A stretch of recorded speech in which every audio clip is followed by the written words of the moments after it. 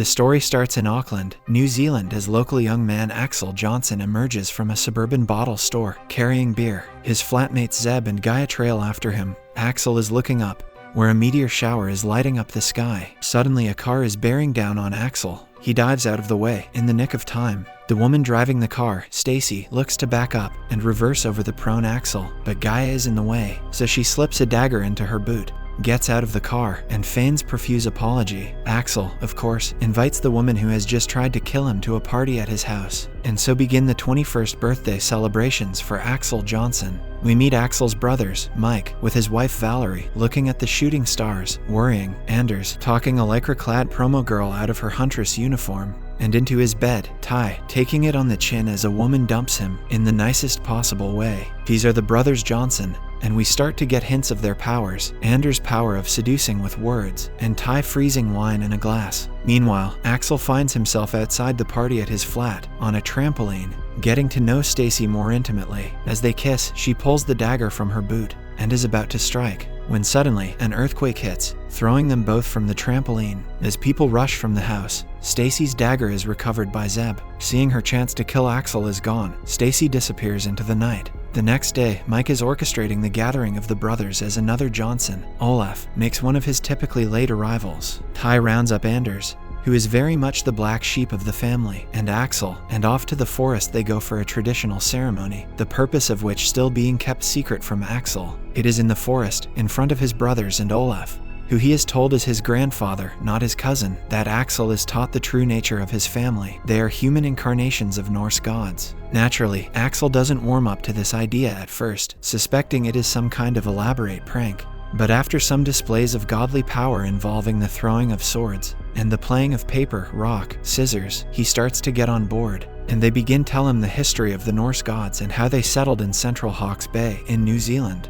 The reason they are in the forest is so that Axel too can become a god on his 21st birthday. Eventually he is persuaded to remove his clothes, step into the circle of stones from Asgard, and to raise the family sword above his head, at which point in time he is struck by lightning from a clear blue sky, and the forest fills with light. When it subsides, everyone turns to Olaf, the family oracle, to announce which god Axel has become. But Olaf has been blown off his feet, and is speaking in Norse gibberish, only one word of which has any relevance to the proceedings here, Odin. And with this everything changes for the brothers, because if Axel is Odin, then their world just got turned on its head. As they wait for Olaf to rejoin them in the land of the living, and clarify the situation, life goes on for the Johnson family, which means Axel's 21st, at Mike's house. For Axel, this is a period of frustration because suddenly his family are treating him differently because he may, or may not be this Odin dude.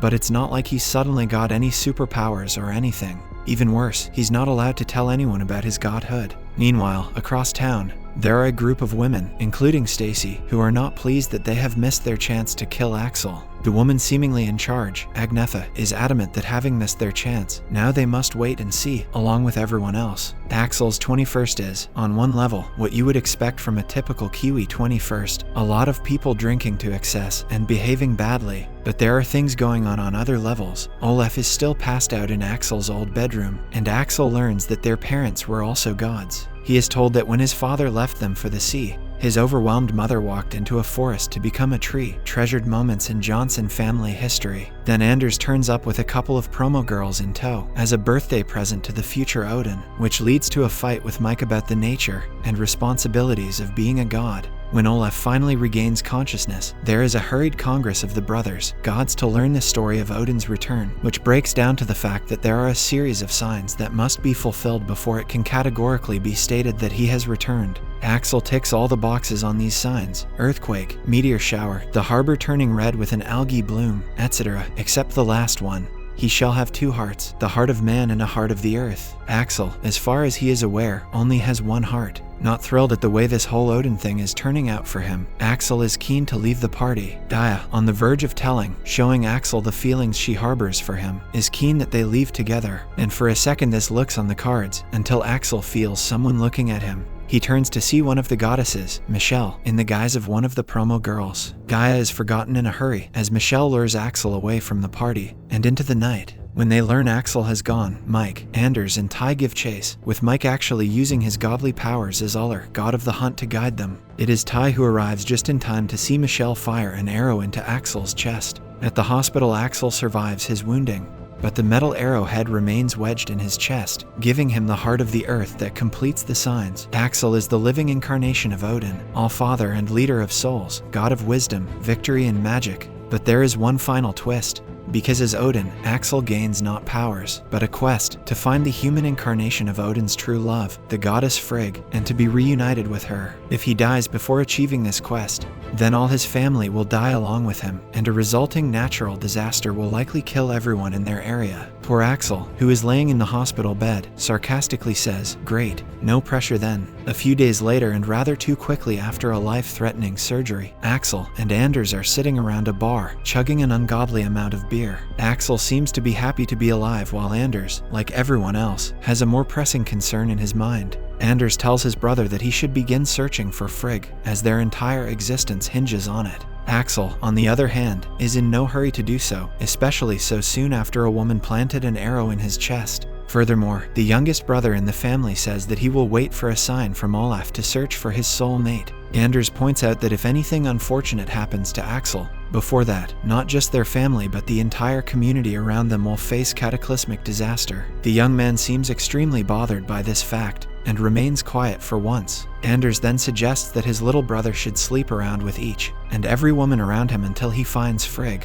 Disturbed by this suggestion, Axel diverts the topic, saying that the name Frig sounds rather too cold for a goddess. The scene shifts to a local maternity clinic where Mike and Valerie are sat down in front of a gynecologist. Apparently, this is the second time they have tried to have a baby through IVF. Unfortunately for them, this complicated process has once again failed. Valerie is left extremely confused as to what is going wrong. She says that she and her husband did everything by the book, everything that the doctor asked them to do, and yet they cannot seem to be able to conceive a child. The gynecologist then replies that, at Valerie's age, the chances for conception are extremely low. This seems to annoy her even more, and Valerie snaps back, saying she knows what the rate of conception for women her age are. Suddenly, Mike, who has been listening to this conversation quietly, begins to zone out of the whole thing. He begins to imagine the doctor telling him about the real reason that Valerie can't seem to conceive a child. The doctor takes out a comically childish chart and says that Mike's god sperms are not compatible with Valerie's human eggs. These might appear to be normal to the human eye, but in reality Mike's godhood is the main reason why he can't have a baby with Valerie. However, the doctor then alludes to the possibility that, now, with the return of Odin, anything might be possible. This is when Mike snaps back to reality and finds himself staring emptily at the gynecologist. As the husband and wife come out of the clinic, Valerie asks why Mike was zoning out during the consultation. The latter replies that he doesn't want her to go through the grueling process of trying to conceive and carry a baby once more. But Valerie, who is unaware of his god status, kisses her husband on the neck and says that she will go through any process to have their baby. As the husband and wife are sharing a tender moment together, Mike suddenly gets a phone call. He picks it up while Valerie gets back into their car. Mike, however, gets news that wipes the color off his face. We get a flashback to when Mike was 21 and first knew he was a god. Valerie was also present in his life, but rather surprisingly, it seems that she didn't start off as his girlfriend. Instead, she was busy smooching his best friend Rob. Back in the present day, the scene shifts to a hospital where we see Rob, who is now in a coma. He has been in this condition for a while now, and has no idea that Valeria is now his best friend's wife. Turns out, the earliest call was the hospital where the husband and wife learn that Rob's condition has changed. Every once in a while a tear rolls down his face, but more importantly he seems to be speaking ancient Norse. This is the very same language that Olaf did when he zoned out during Axel's entry into his godhood rites. It is obvious that this revelation disturbs Mike greatly. In the meantime, Anders is not at all content to allow nature to take its course, and has decided that despite Mike's directive that he must get Axel laid. Axel says that he is interested in someone, but Anders tells him to just have sex with her and find out whether or not she is Frig, and then move on. Because the lives of all of the brothers are dependent upon Axel finding Frig before he dies, Anders is not prepared to wait. At his office, he looks through model catalogs because he has determined that Frig must be a model since she is a god. He centers in on an attractive athlete named Carla, in part because she posed for a picture exposing her breasts. What he does not know is that Stacy, the goddess Hel, has infiltrated his office to keep track of what the gods are doing. She quickly reports back to Agnetha, who is secretly the goddess Freyja, about what is going on. They are quite dismissive of Anders' reasoning, and make a point of saying that he is not the brightest of gods. Agnetha decides to beat them at their own game by having Ingrid, who is Snorta the goddess of wisdom, and Prudence work on a genealogy to figure out who Frig really is. In the meantime, Axel has a date with a friend of Gaia's. Things go really well, though she makes it clear that he will not be sinking the pink. She asks him on a second date, to which he happily agrees. Things are set to go until Anders shows up with a plan to get Axel laid with Carla, though Axel is intimated. Because he is a 21-year-old virgin, Anders promises that with him as his wingman everything will be okay. Axel cancels his date and shows up at the game to be a replacement for the mascot, who broke his foot. The fight breaks out between the two mascots, and at home watching is Ty, who very quickly calls Mike and Olaf. Axel heads back to Anders, where he proceeds to have sex with the young woman after she has had quite a bit to drink. In the living room, Mike and Anders are arguing over this course of action. Mike is extremely worried about the repercussions of this action. When Axel orgasms, Carla passes out, and he runs into the living room screaming, believing that he has killed her. The brothers rush into the room, and despite shaking her, Carla does not wake. Finally, someone suggests that Ty touch her with his cold hands to give her a shock. Carla wakes up with the brothers looking at her, and is not happy. Axel leaves with Mike, and on the way home, Mike again warns him that when people get involved with gods, there is always a consequence. In telling Axel why he should be careful, we get another flashback scene. It seems that when Mike was 21, he was playing pool, and of course, being a god, he couldn't lose. He kept taunting people to play against him, and when two bikers took up the challenge, Rob urged him to throw the game. But Mike didn't listen. After winning, he again taunted the bikers and suggested they should drop their pants. They became violent, and Mike was thrown on top of the pool table with the back of his head slamming against one of those balls. He apparently has been in a coma ever since. When Axel enters his apartment, he finds that his roommate and her friend are waiting for him. It seems that they attended the game unbeknownst to him to support him, and saw him leaving with the athlete. He tries to claim that it wasn't what it looked like, but she simply tells him that she is not interested in players and leaves. Axel is starting to notice strange new stuff in his godly world, like how women are paying more attention to him. Oracle Olaf puts this down to what might be called the zebra effect, which, once you get through Olaf logic, translates as these women know there is something different about Axel, but they're not sure what. One of the women who seems to be paying attention to Olaf is Sonia, a librarian. Axel likes it when she smiles at him and questions himself if she could possibly be the Frig. Ty is also experiencing weird stuff when it comes to the ladies. An emergency call out to fix the beer fridge at an inner city club leads to a passionate encounter over apple martinis with Helen, the bar owner. In the throes of this passion, Ty feels warmth he hasn't felt since before he became a god. Olaf feels this is a lot of women-related issues for one day,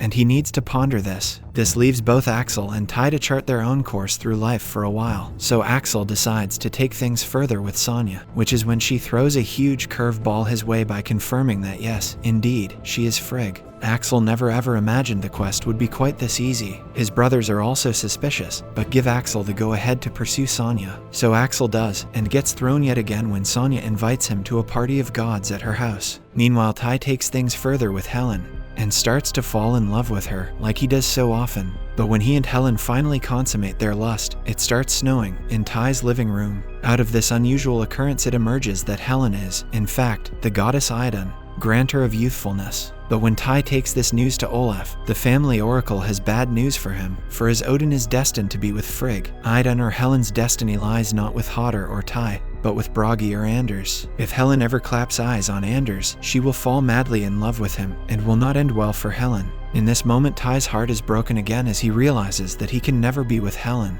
Axel, meanwhile, goes to the god party and discovers that, first, Sonia is only the goddess Frigg in a Norse mythology-themed online game, and second, the actual goddesses, in the form of Michelle, have got there before him. In the sword fight that follows, Axel learns that there is an alliance of goddesses dedicated to stopping Axel, or Odin, achieving his quest. In this way, the Johnson boys learn that they are fighting a war. Ty breaks up with Helen or Idun, which she seems to take in her stride much easier than he does. Olaf attempts to console him over a drink, but is of no consolation at all. Then Dawn enters the bar, fleeing a hen party gone feral, and she smiles at Ty and he smiles back. Subscribe for more videos like this, turn on the notification, and leave 1,000 likes or 100 comments if you'd like us to continue part 2. Thank you.